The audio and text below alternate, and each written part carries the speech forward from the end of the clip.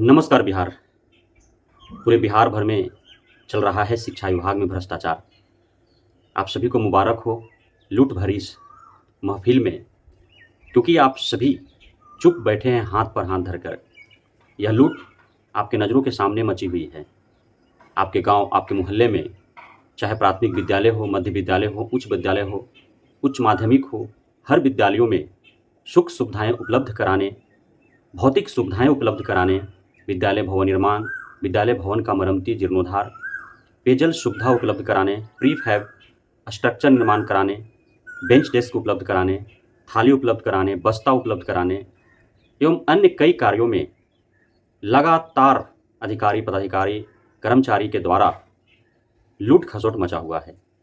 जब कोई भी शिक्षा विभाग में व्यापक स्तर पर चल रहे इस लूट पर बात नहीं कर रहा था, उस समय से मैं बात कर रहा हूँ।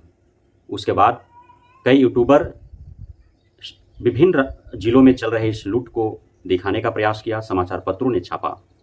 अब जो मैंने आज के 3 माह पूर्व जिस समय के पाठक के रहते हुए विद्यालयों में विभिन्न प्रकार के कार्य आरंभ हुए थे, उस समय जब कार्य आरंभ हुए थे प्रथम चरण में ही, तभी मुझे लूट खसोट नजर आया था और मैंने इसे परत दर परत खोलने का प्रयास किया था। और आज उसका दुष्परिणाम देखने को मिल रहा है कि विभिन्न जिलों के डीओ, डीपीओ, पीओ, वहाँ का कनीय अभियंता, डीओ, बीओ के साथ कार्यरत लेखापाल या फिर अन्य कर्मचारी, वे अब फंसते नजर आ रहे हैं।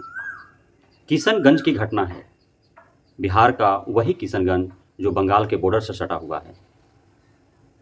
किशनगंज के 2 डीओ, डीपीओ और वहाँ का अन्य कई अधिकारी, पदाधिकारी जो हैं वो अब जांच के जद में हैं। 4 अधिकारियों को निलंबित कर दिया गया है।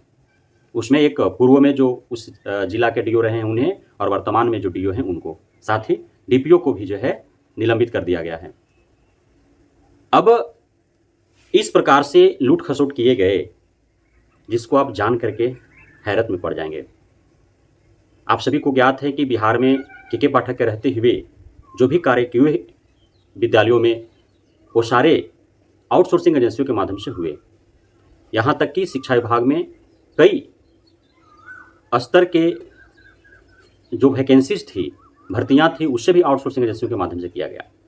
अब आउटसोर्सिंग एजेंसियों को बिना किसी टेंडर के प्रत्येक कार्य सौंप दिए गए, अर्थात शिक्षा विभाग पूरी तरह से आउटसोर्सिंग एजेंसियों के हाथों में बेच दिया गया, एक तरह से कह सकते हैं। अब आउटसोर्सिंग एजेंसियों को जो भी कार्य सौंपे गए, वो कार्य फोकट में नहीं दिए गए उन्हें, क्योंकि आउटसोर्सिंग एजेंसी तो कई हैं, हजारों हैं, और कई हजार नए उत्पन्न भी हो जाएंगे, रोजाना उत्पन्न हो रहे हैं। बहुत विशेष कागजी कार्रवाई तो होता नहीं है, इसीलिए तो एक किसी आउटसोर्सिंग एजेंसी पर आरोप लगते हैं, उसे ब्लैकलिस्ट किया जाता है और वही व्यक्ति फिर दूसरा लाइसेंस ले जाता है किसी दूसरे नाम से, और इसी प्रकार से लूट खसोट जो है वो चलते रहते हैं। तो विभिन्न जिलों के द्वारा उस जिला अंतर्गत विद्यालयों में सारे भौतिक सुविधाएं उपलब्ध कराने एवं अन्य जो कई स्तर की भर्तियां थी उसे करने हेतु आउटसोर्सिंग एजेंसियों की जिम्मेदारी सौंपी गई। उसके एवज में लाखों रुपए उनसे वसूला गया, काम देने के एवज में। उसके बाद आउटसोर्सिंग एजेंसियों ने जो भर्तियां किया, उसमें तो कई 100 करोड़ रुपए उन्होंने कमाया, चाहे वो बीपीएम की भर्ती हो, डीपीएम की भर्ती हो, आईसीटी इंस्ट्रक्टर की भर्ती हो, चाहे वो परिचारिका की भर्ती हो, सफाई कर्मी की भर्ती हो, रात्रि प्रहरी की भर्ती हो, बीआरपी की भर्ती हो, सभी भर्तियों में उन्होंने सैकड़ों करोड़ रुपए उन्होंने कमाया। उसके बाद अब विद्यालयों में विभिन्न प्रकार के कार्य किए गए, अब इन कार्यों में भी उन्होंने पैसा कमाया। अब इसमें अधिकारी, पदाधिकारी मिल करके आउटसोर्सिंग एजेंसियों से, और वे सैकड़ों करोड़ों रुपए जो है वो हजम कर गए। इसमें किशनगंज के अधिकारियों के ऊपर यह अभी जो खुलासा हुआ है, महज 3-4 माह के अंदर उन्होंने इतना पैसा कमाया कि कोई किशनगंज से सटे हुए बंगाल में जाकर के चाय का बागान खरीद लिया, कोई जो है किसी अन्य शहर में बड़े बड़े भवन निर्माण करवा लिए, अपना निजी भवन निर्माण करा लिए, बिल्डिंग्स बना लिए, कई प्रॉपर्टी उन्होंने अर्जा महज 3-4 महीने के कमाई में। अब यह तो सत्य था कि लूट खसोट मचा हुआ है, लूट हो ही रहे हैं, और सभी को पता था। जहां भी इस प्रकार के करतूत किए जा रहे थे, वहां के चाहे कोई भी समाचार पत्र के रिपोर्टर हो, कोई न्यूज़ चैनल के रिपोर्टर हो, वहां छोटे से लेकर के बड़े तक कोई भी जनप्रतिनिधि हो, छोटे से बड़े तक, चाहे शिक्षा विभाग से जुड़े या अन्य विभाग से जुड़े हुए अधिकारी, पदाधिकारी, कर्मचारी हों, उन विद्यालयों में कार्यरत शिक्षक, शिक्षिकाएँ हों, छात्र, छात्राएँ हों, उनके अभिभावक हों, परिजन हों, सभी को यह पता था कि बिहार के शिक्षा विभाग में लूट-खसोट मचा हुआ है, जिसका फ़ायदा जो है सभी अधिकारी, पदाधिकारियों ने उठाया। अब किशनगंज के जो मामला है, उसमें यह बताया जा रहा है कि अधिकारियों ने क्या किया कि कार्य कराने से पहले ही आउटसोर्सिंग एजेंसियों को पैसा उन्होंने दे दिया और उसमें से अपना कमीशन उन्होंने लिया। उसके बाद जो है आउटसोर्सिंग एजेंसियों पर लगातार दबाव बनाया जाता रहा कार्य करवाने के लिए। उसमें प्रधानाध्यापकों का फर्जी हस्ताक्षर करवा करके और पैसे का निकासी हुई। जो कनीय अभियंता थे, चूँकि जो भी कार्य हो रहे थे, वो इंजीनियर को ही देख-रेख करना था, पास फेल करना था, कितना गुणवत्तापूर्ण हो रहा है, कितना गुणवत्ताहीन हो रहा है, सारे उन पे ही ज़िम्मेदारी थी।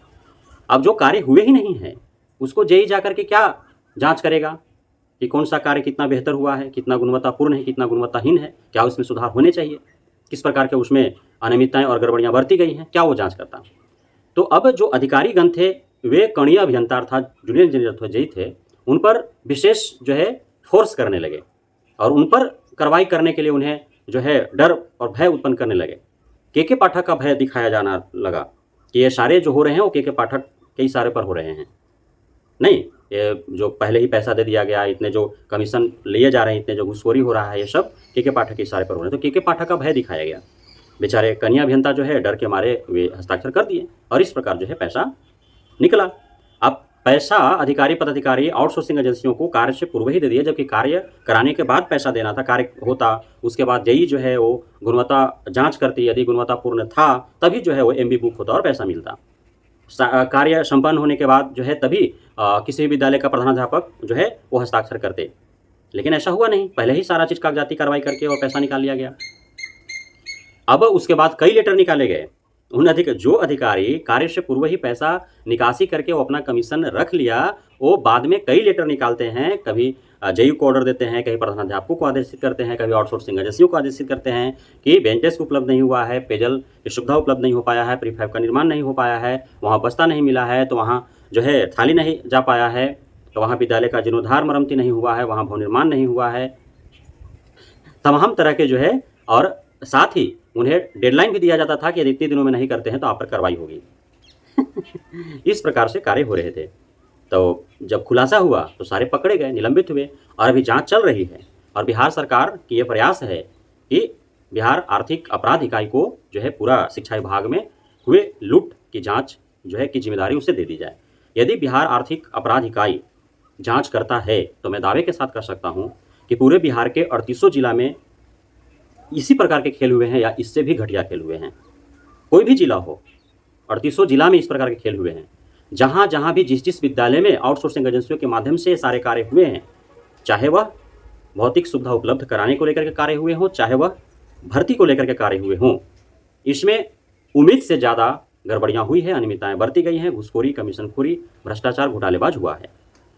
तो कोई भी डीओ नहीं बच पाएगा, कोई भी डीपीओ नहीं बच पाएगा, उनके साथ कार्यरत कोई भी लेखापाल नहीं बच पाएंगे।